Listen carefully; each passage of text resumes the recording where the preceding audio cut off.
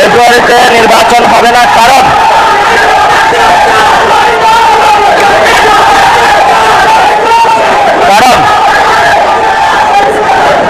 কারণ